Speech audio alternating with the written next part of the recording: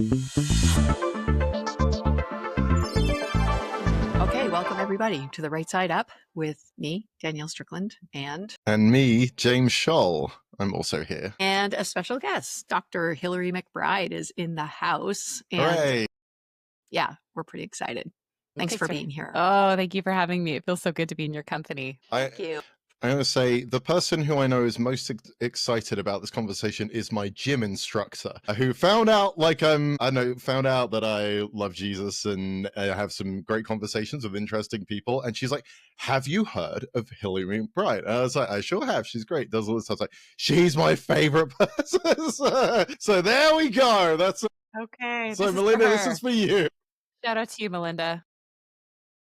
Well, and actually that's not a bad intro, because I feel like, Hillary, you have this like incredible ability to reach people in ways that are outside of traditional sort of religious ways, and talk to people and introduce people to concepts that are actually quite complex. And yet you are able to explain it and invite people into that complexity in a way that's kind of simple and beautiful and deep and true. And I feel like your stuff has such a deep authenticity that people just kind of resonate with what you're saying and what you're experiencing. So I'm really thankful. So I feel like that's a perfect introduction. Like the person that's most excited about this is a guy at the gym or a woman at the gym's gym. You know what I mean? Like, it's like, what? But that's awesome. And we've been in the middle of a series on powers and principalities. And so we've talked through sort of the theology that sort of the evil influence or destructive influences are not just some sort of like supernatural beings, but are actually systems and structures and ideologies and concepts that destroy and steal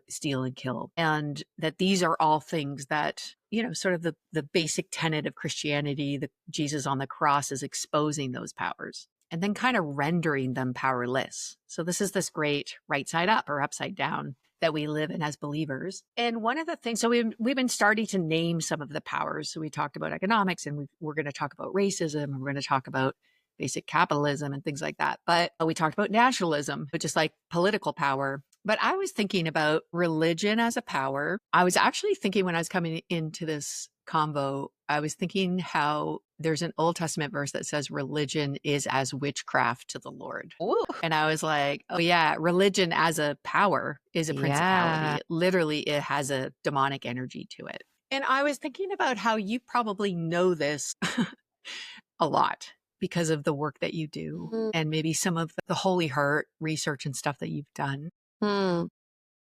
What is your sense of things as religion as a power? And, you know, where have you seen that? Where do you see that? Yeah. Well, first of all, how long do we have? I can feel the bigness of the question. I'm like, oh, my whole, the last maybe 10 years of my clinical work and academic work, like, how do I summarize it?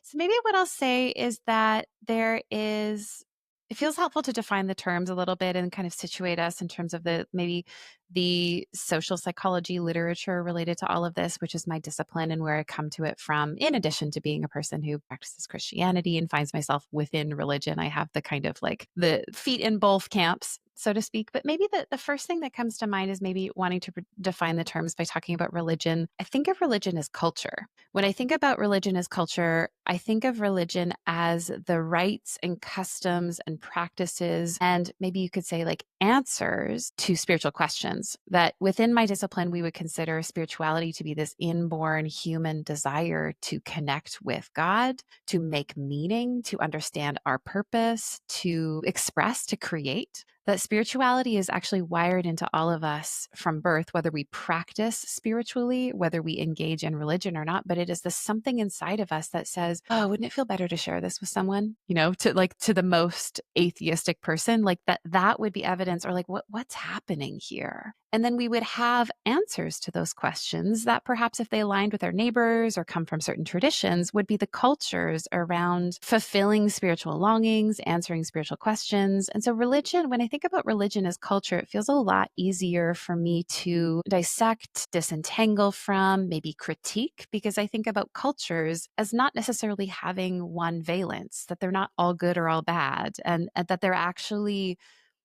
ways that people have made sense of things and how they've gathered around things. And a lot of times, culture is about what's kept us alive. And it's also what's helped us stay safe. And it's what's helped us belong. But it's really easy when we look at it through that lens to kind of deconstruct culture and go, maybe some things that we've said are good about how we belong don't actually make us flourish or thrive. Or some of the things that I've done to stay safe in the eyes of the people around me, they don't actually bring me into connection with God.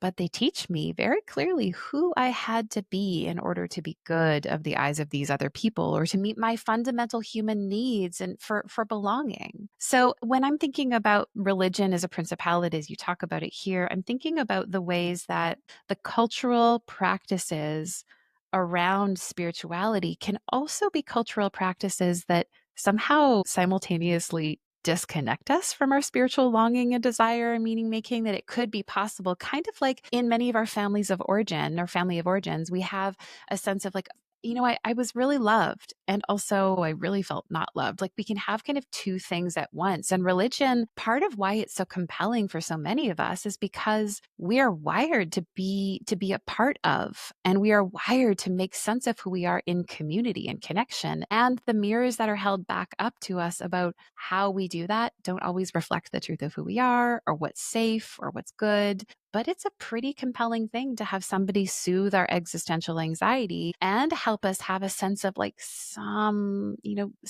being a part of.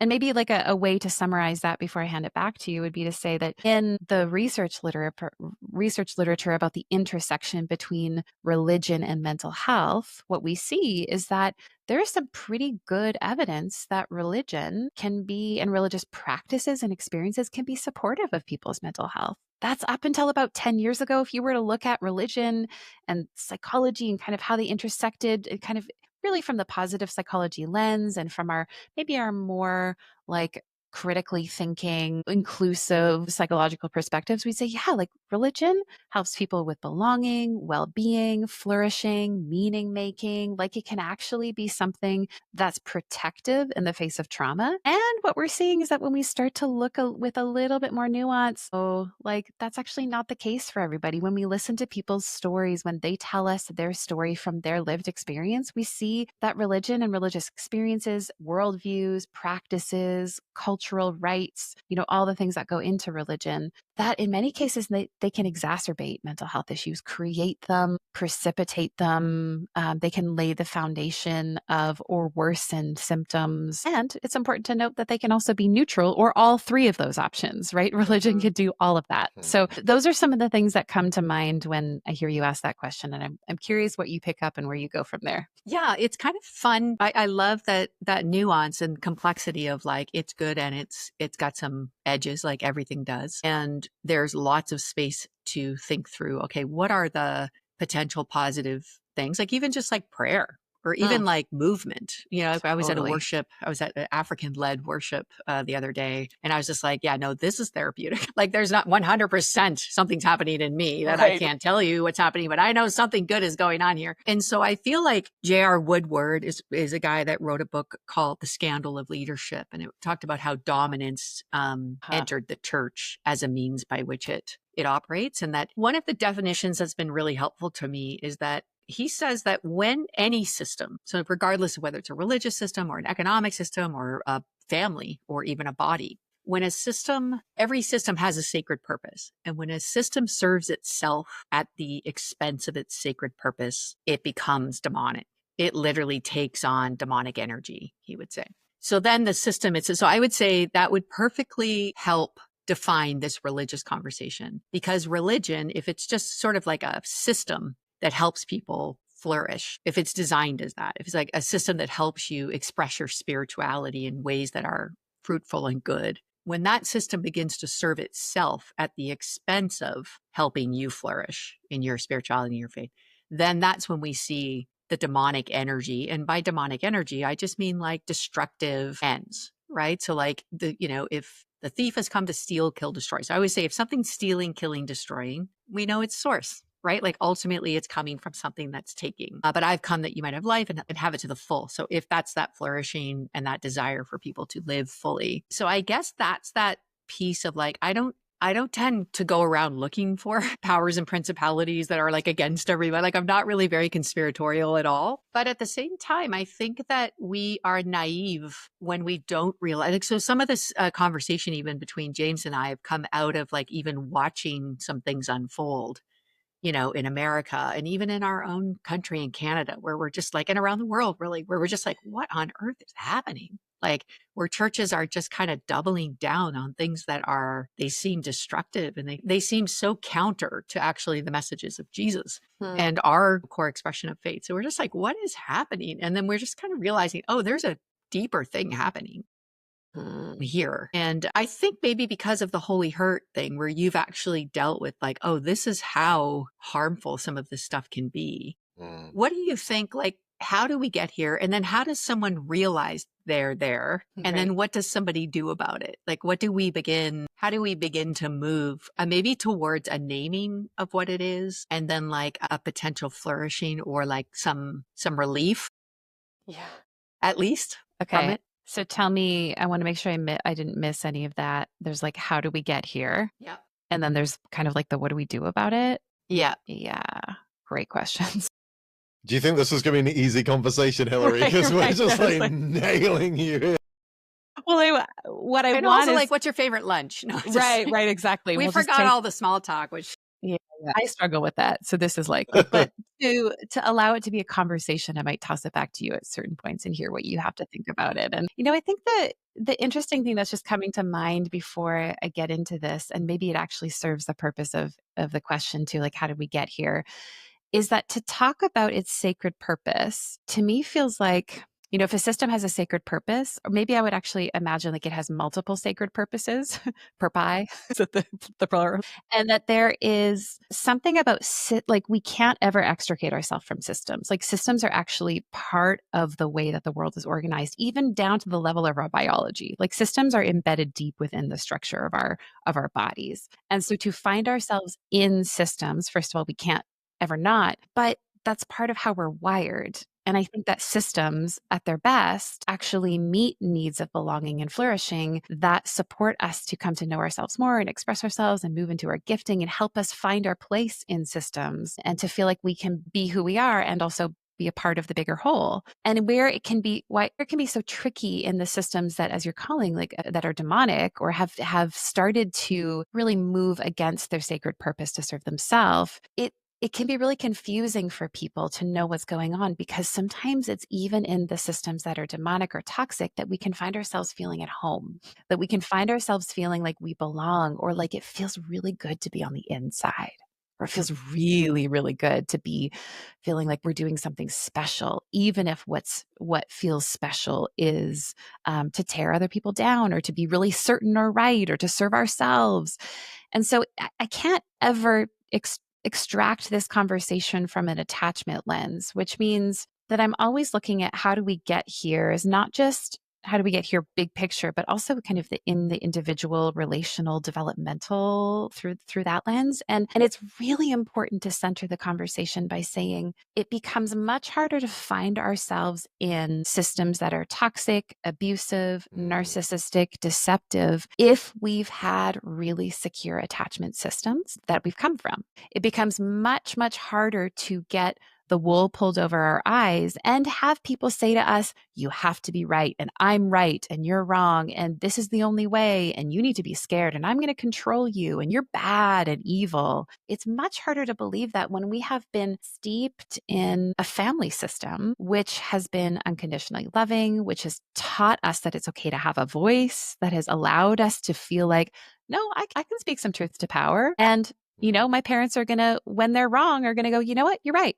I was wrong about that. You're right. Thank you for telling me that. And are not going to show a kind of fragility of leadership that has us predisposed to being in other systems where we're not allowed to use our voice, where the leader is never wrong, where we're being told awful, untrue things about ourselves, or where we have to become complicit in the silencing of abuse in order to just get our basic fundamental needs met. Right. So this would be true of the research. I'm asked this question, but I'm pretty sure I read this where there's a very authoritative parenting style Mm-hmm. where you're constantly really like told what you're supposed to do and face the consequences otherwise. So you're basically training in compliance. Mm-hmm.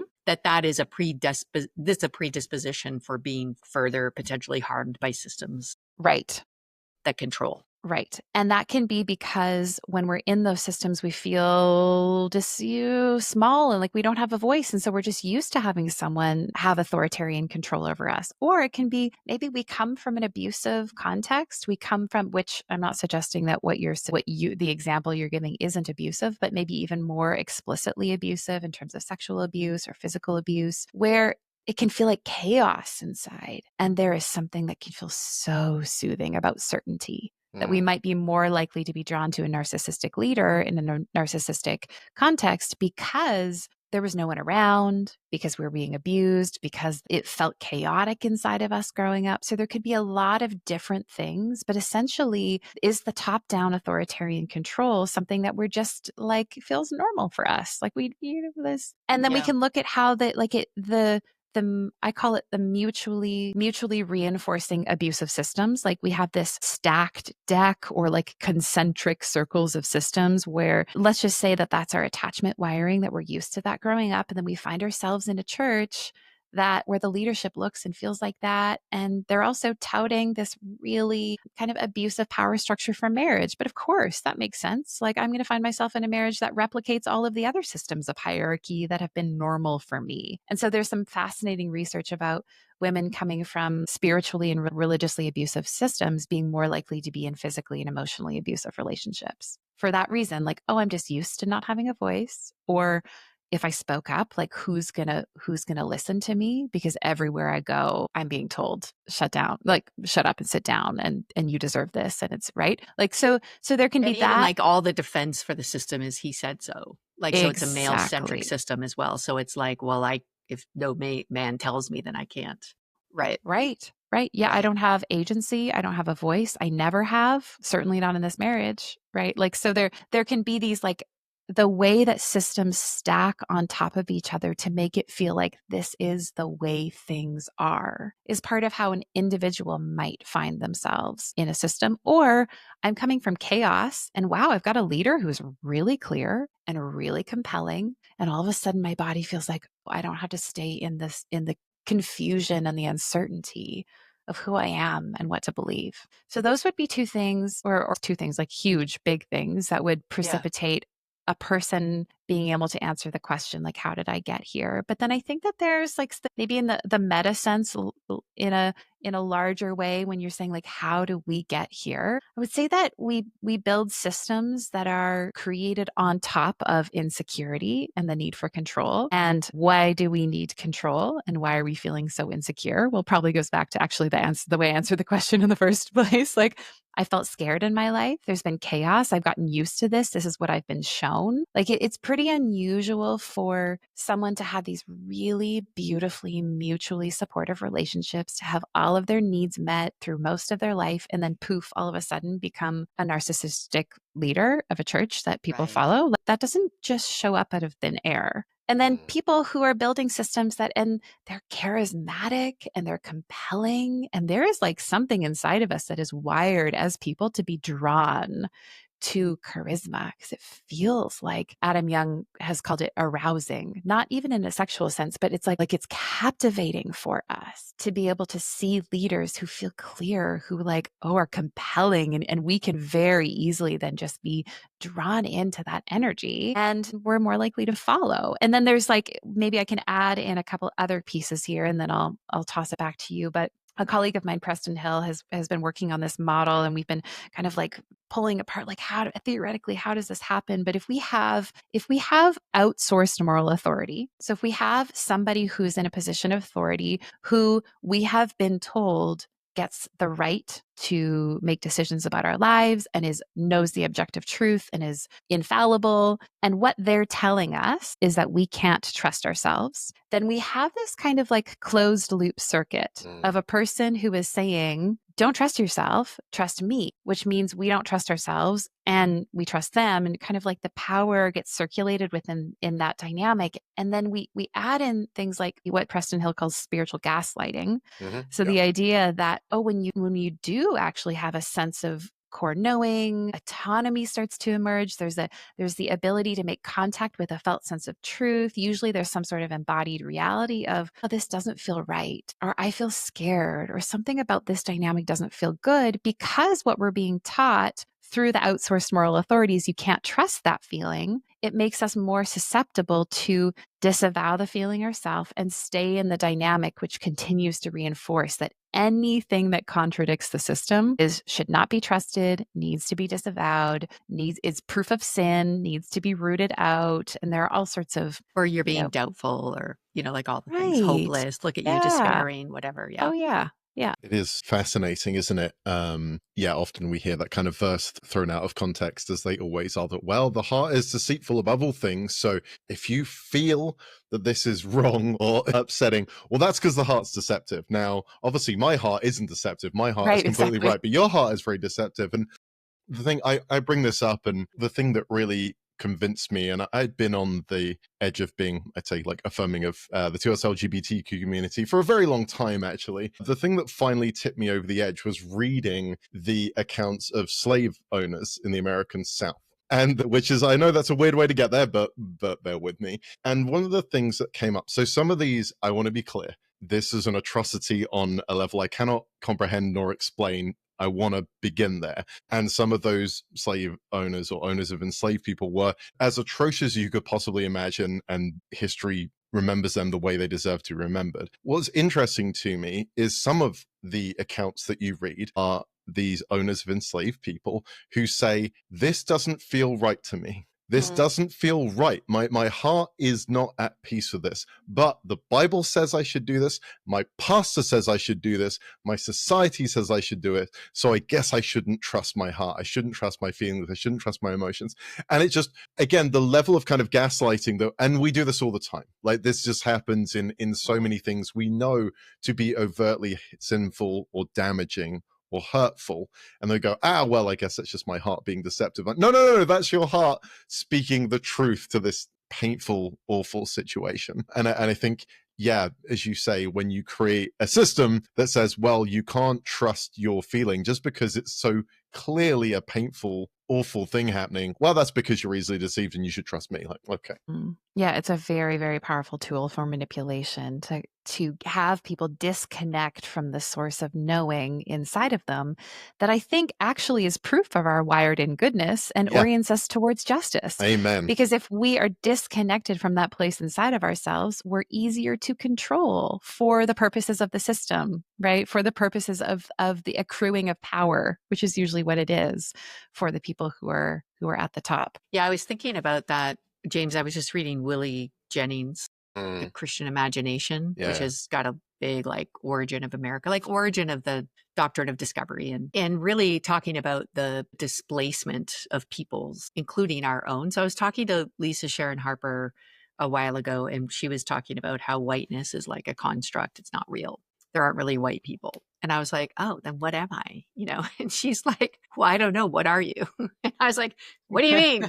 And she goes, well, where are you from? Like, who are your people? Like, what's your, like, she's basically, and it's so funny. Like, so I'm from nowhere. Like, both my parents were orphans.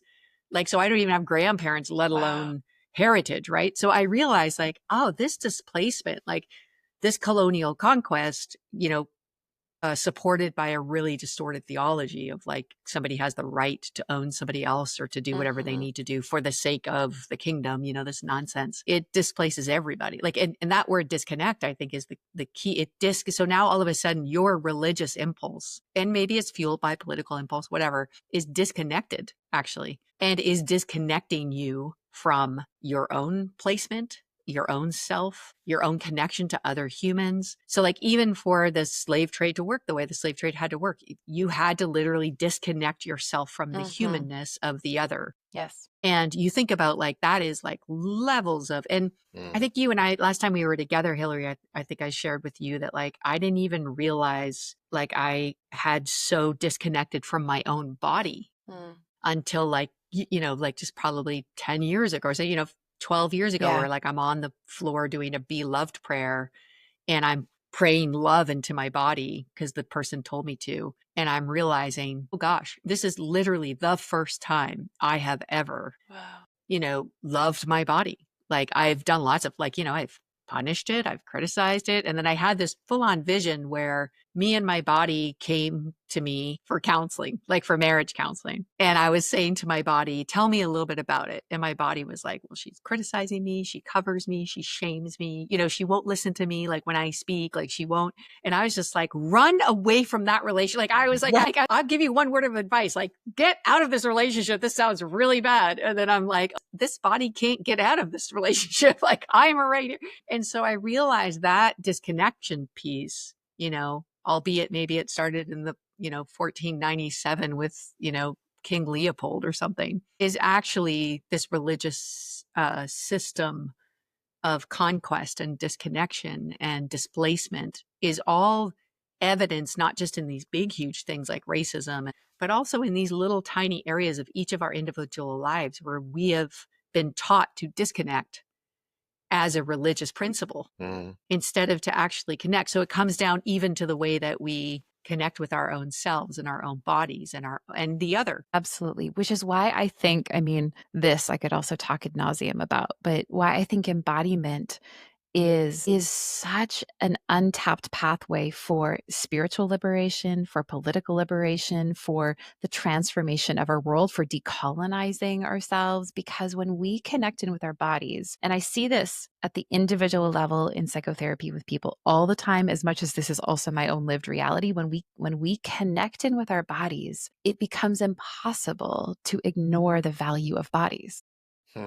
And when we cannot ignore the value of bodies, then we see that every living being is the place of incarnation, right? Is the place of sacred knowing, of value. And then I don't think it's a very far leap from there to say, I am breathing and trees are breathing. I am breathing and landkin are breathing. And why on earth have I created a supremacy of being in which I'm at the top? Like, I think that embodiment, when we take it to its natural conclusion, is a practice around environmentalism. It's a practice around social justice. It's a practice around empathy and basic care. I think that it is to remember that we have bodies is one of the most healing avenues to go through. And I love that bodies, when I think about bodies as nature themselves, and not even just like the skin bags that we think about as carrying around who we really are, like, oh, the body is an accessory to who I really am. Like, no, bodies are nature the way that trees are nature and that volcanoes are nature and that,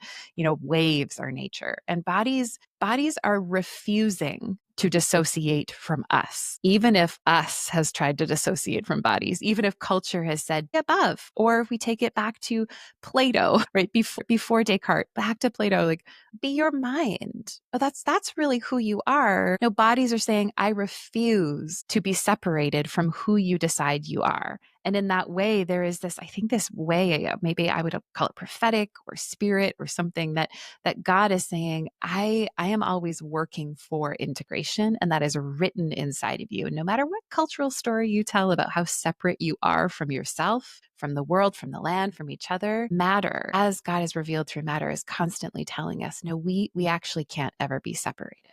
And that's Genesis 1, not to get too biblical here, but it's like the first thing is like God takes some dirt and some spirit and goes, there you go.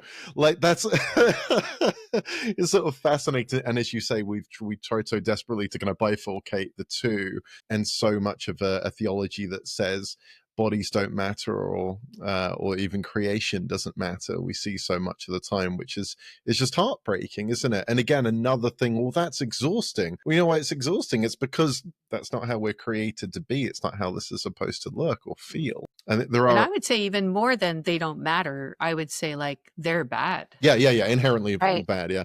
Like that's the flesh needs to die. Like you need, like, and we've misunderstood. I think we've equated flesh with body. And so we have all these, and then if you're a woman, it's just like next level toxicity around, you should probably hate yourself. You'll never be enough. Right. And that's coming from in the church and in culture at large. It's like really hard to get away from that. It's like the first heresy is Gnosticism, the belief that matter is bad and spirit is good. And we tried to be very clear very early on. They're like, no, it's of course it's good. It's created, like it's creation. It reveals the creator. Like, how can it be bad? So it's fascinating to me that almost pretty much the first heresy that comes along is saying, matter is bad, bodies is bad. Jesus couldn't have been human because matter is inherently bad. And so if God becomes human, God becomes bad. There's no way that can be. This is like first to second century heresy. We see really early on that humanity has been doing this for a long time. And as you say, but bodies endure and bodies keep calling us back to that truth. I love that. I love that a body refuses to leave. Like, I love that as this like tenacious, like, I know you can think whatever you like, but I'm still here. Yeah. Right. I still feel I'm still going to send you the signals. Like, I'm not going to stop. Right. What do you find are the best? What are the best ways that people can get back into their body? And this is like, we're bringing up your book now, so we might as well just say so. Talk to us about your latest book and embodiment as a practice and how people can kind of, because I 100% agree with you that this might be the most essential practice that hits the intersectionality of all kinds of other like theology that's harmful, but also religious practices that are like controlling and oppressive. Because if you learn to listen to, because almost everybody will go like, I didn't feel right about whatever the thing was, but I didn't listen to my feelings because of all these toxic ideas. Right. So I do. And then also, can I ask you another question? This is like, you're talking to a ADHD interviewer. Welcome to my life. The other question I had was in this worship thing I did the other day, they kept singing this song, which is like the rivers flow. It's Pentecost Sunday. So it's like the rivers flowing. And then it was like out of your belly, out of your belly. It's very cool. Anyway, but I actually realized I don't think I've ever sung belly in a worship song before. So like, I just like the idea of singing like out of your belly. I love the idea of belly. But then also like, I was just putting my hand on my belly, like, and also like, if bellies are tricky because they're like, at least in my life, my belly is tricky. But I wondered even about this is, of course, like living water will flow from within you is what this Jesus is saying to people, like, come to me, all you who are thirsty, but also like, come receive this water that's now going to flow out of your belly. And I was just thinking, like, do you ever like, what is the the spirituality and the spiritual connection to the parts of our body? Like, do you do a lot of work in that? And what has belly got to do with the spirit? Okay. So those questions again, Danielle? 6 questions. I was like, let's see. Pick whichever. Okay. It's like, pick your own adventure. Okay. So I'm gonna weave. And I feel like I'm getting my loom, my mental loom ready. When I started researching and really even being attuned to the idea of spiritual trauma, it's because for listeners who don't know, as a registered psychologist, even like early on in my practice, the main thrust of my work has been trauma and embodiment. And I do a lot of work related to embody. What is it like to be a body as that's constructed by the world around us? And can we connect in to our body to feel and experience our body as a place where we are, not just a thing that we have, but as the someone of us, as the terrain, the ground zero of our experience in the world. And I remember being with people in my office and they would say things like, my body's not safe. It's dangerous to be in my body. My body's bad. And that's a thing that comes up a lot in the work that I do. Like I don't know what's going on there. And if I do touch in, I don't want to at all. It's like nothing, blank or scary for a lot of people. And there's 2 groups of people in that camp. I mean, there's the people who can easily identify the trauma that they lived through by saying things like, I was abused, I went through this horrific event. I had this index event, we would call it, and I have a PTSD diagnosis, or like I was made to be afraid of my body because my body seemed to be the thing that would attract the abuse. And then there's a group of people who would never say that they experienced trauma or abuse. And it gets a little tricky and would say, no, it is good to believe that my body is bad and scary and dangerous. It's almost like there's this story that people have inherited, and sometimes it's from metaculture, because we do that to bodies. We objectify, we dissociate, we devalue, we create particularly women's bodies into sexual objects that can be consumed and used and sold as property for media. And then there's also the way that gets mixed into the church stories, where people, based on like this misinterpretation of scripture, as you're highlighting, Danielle, have been told, no, your flesh is dangerous and bad. And so I tell you this because, one, actually listening to people's stories about their fragmentation with their body was the thing that tipped me off to spirituality or spiritual trauma existing. It was like, if we listen to bodies and we actually value what bodies are saying, they will tell us some things, not just about what I've lived through, but about culture. Bodies are never just individual phenomena. They're always social phenomena as well. So when we are connecting to the truth in bodies, bodies will tell us, I've been made to feel unsafe. I've actually been, scapegoated a lot here. So there's a direct connection between spiritual trauma and disembodiment. Where it gets a little tricky compared to, that maybe the average person that would walk in with a complex trauma history is that people believe that it's good to believe that their bodies are bad, which can make it so hard to disentangle. And so, yes, we're talking about Holy Hurt, my most recent book, but there's The Wisdom of Your Body, which was my third book. And there's a book in between called Practices for Embodied Living, which is a great way to practice actually, how do I get connected? So I'm going to share a few things, but just know that there's a whole book of resources that people can turn to on that topic. And a We textbook. highly recommend them all, by the way. Thank you. But the Thank you so practices much. are fantastic. Thank you so much. So when I think about how to come back to the body, my first thought is, well, what makes it hard to be connected in the first place? Like if we figure out what is the point of disconnection, sometimes that also helps us figure out how to accessibly connect. And disconnection in this day and age is really commodified. Like I think we can have very productive lives because we stay at the level of cognition or numbing or buzzing around. And so simply the interruption of the do and the slowing down, I think, is actually one of the precursors to connecting. Just taking a moment where we're not doing anything and then imagining that our attention can flow through our body. What is there? What is it like? And for some people who meet either nothing or terror, then the next best step is, can you find a place that's neutral or positive? And I just love to invite people as they're figuring out how to reconnect to their body. What feels good? And if you can't find something that feels good, what just doesn't feel terrifying? And maybe it's your toes pushing into the ground. Maybe it's your earlobes. Maybe it's your nose. And what are some sensations that we can note, feel better or worse? Like often when we're having an experience of feeling alive, there's some quality to that. Like there's a rush in our chest or our shoulders come back. So simply, if I'm having a moment that feels notable and enjoyable and good and right and like satisfying, well, what's happening inside of me? And the awareness that there is a physiological correlate, there's a whole sensory process, there's interoceptive cues, like even sensation on the inside of our body is constantly supplying our brain with information that shapes the way we think. In fact, there's about 9 times more information going from body to brain than there is brain to body. So actually bodies are like most of the real estate of what makes up how we think and feel and experience and move through the world. So just like paying attention, just like it exists. And sometimes I like to, for that relational phenomena you were talking about, Danielle, Merleau-Ponty, who was one of the white scholars to talk about embodiment, because people of color have been talking about embodiment since time immemorial. They've also been doing it and living it. It's actually you guys should pay attention, maybe learn something. That's right. But like for centuries. Right. Like white people are like, oh, we're discovering this thing called embodiment, which is actually only just like the smoking gun of how disembodied we've been. It's like, oh, that's right. Why do we have to rediscover that we exist as matter? Because we were so convinced we don't. This is actually Willie Jennings. One of his things is he said you can't even trade, like before racism, there's displacement. Yes. This would be great. Exactly. Like, maybe you already done this research, right?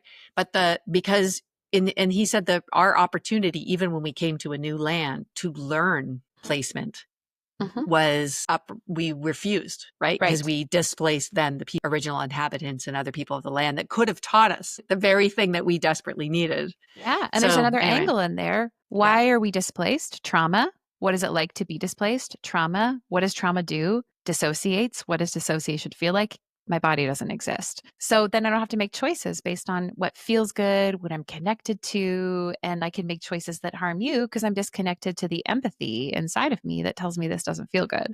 So like I think it all loops in. But when we think about this, like Merleau-Ponty, he talked about the body as subject and object. And we're really good at object in our culture. And I think you can do object from a protective lens, like, oh, you take yourself to the doctor because you're like, I need to get this knee checked out. Like this knee is saying something. But then there's also the subjectivity of the body that is constantly speaking. And if we think about this body as subject, it lends really well to models of relationship, which I have a practice and principle that's so similar to that experience you had, Danielle, of can I name my body? Can I give my body even a gender so I can be like, oh, she loud today? Whew, because I treat she so differently than I treat it. So am I disembodying myself by thinking about myself as an object, or could I think about myself as a subject? And if so, does that make me more likely to want to build a friendship or build a relationship when it's a someone, not a something? So I think even these ideas like undergird the way that we think about and relate to and practice. And then, I mean, just slowing down to check in. Am I thirsty? Am I having water? Am I tired? Why am I still going? Right? Those kinds of things, all the way to the total other end of the spectrum, which could look like, ecstatic dance or cold plunging or, something where we're like, whoa, I'm really paying attention to the sensation inside and I'm working with the loud sensation in a way that has agency and comfort and connection and autonomy and all of that. But I think I want to present the idea that reconnecting to our bodies can be a spectrum. And then maybe, like, just to weave in just a moment here, one little thought about your question about the belly. When I think about spirituality, I think about bodies as having, like, all of the different systems as having functions. And the functions are also happening within a societal culture, like a culture that's telling us how to read and script and be in relationship with parts of our body. So even belly, like, why is belly hard in our culture in a way that it isn't in other cultures? There's so much shaming of women in their softness, in their adulthood, in their maturity, right? Anything other than sexual object and fertile and young is so devalued for women. So Well, the idea, I had a friend of mine from Kenya, I think, or maybe uh-huh. Nigeria. She was a nurse. She lived with us for a while. It was so funny. She came home from work. She's like, I think I may be fired. I'm like, why? She goes, well, she worked in a maternity ward. And she said every time the women would come in, she would look at them and just be like, you are so fat. Right, exactly. Like it's And then just be like, valued. oh, but like that was like the best possible, Yes. compliment to a pregnant woman Yes.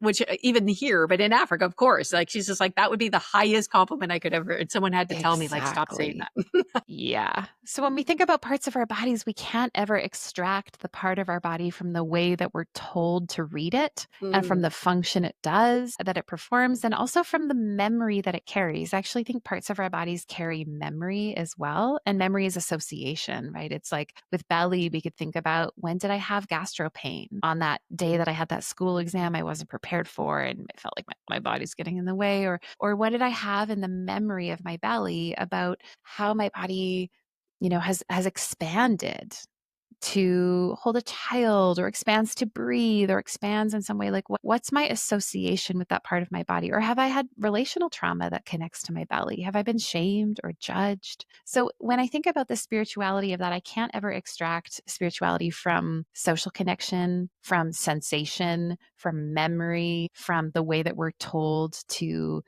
ascribe certain kinds of meaning to parts of our body. But I think, like, back to the function sometimes helps me a little bit more. Like feet, like sometimes I'll be in a meeting. I'm like, I don't want to be in this meeting. And all of a sudden I can feel my feet like on the ground and my knees bouncing.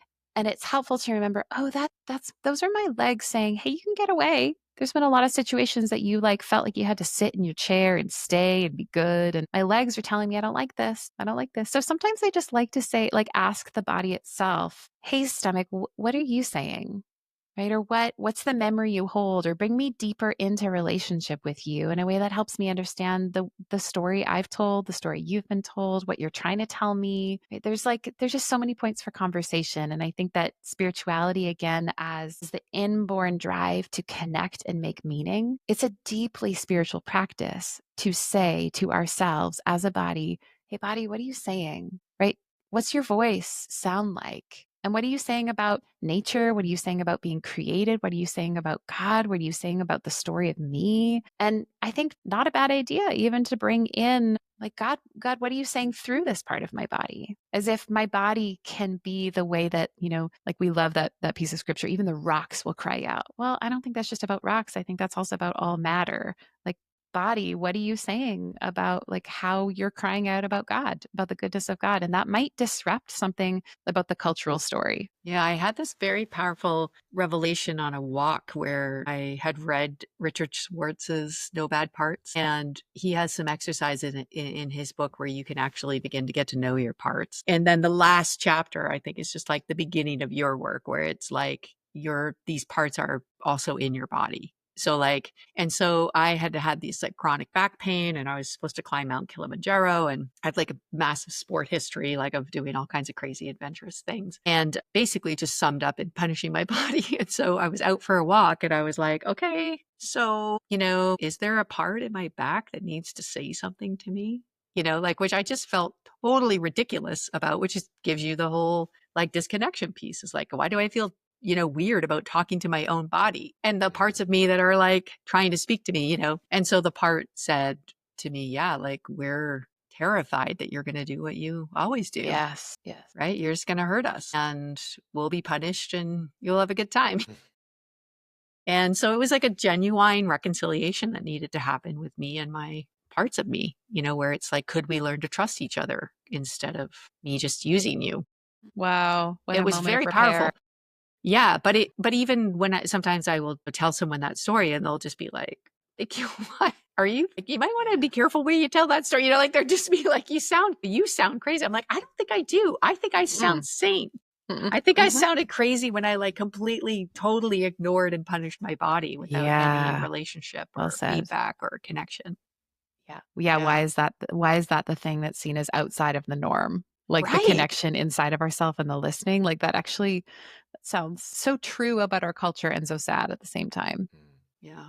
Well, this is beautiful. Thank you. Where can people connect with you, Hillary, more when they want to know more? Instagram, Hillary Leanna McBride is my handle. My website, HillaryLMcBride.com. I've got a newsletter that I send out. I've got books, couple podcasts out, the Holy Hurt podcast, and then Other People's Problems, which is a CBC podcast out. And we just had season 5 release, which is all about me doing therapy with my patients. So it's a little bit of a different kind of podcast flavor, but yeah, usually those places. And I'm at events all the time. So if you want to look at my website and you host lots of retreats and things like that, if people want to really like dig in and go for an embodied experience, you offer those. Yes, it's wonderful. Well, we love what you're doing. I'm Thanks so much for having me. Cheering you on. I hope more and more people hear the good news.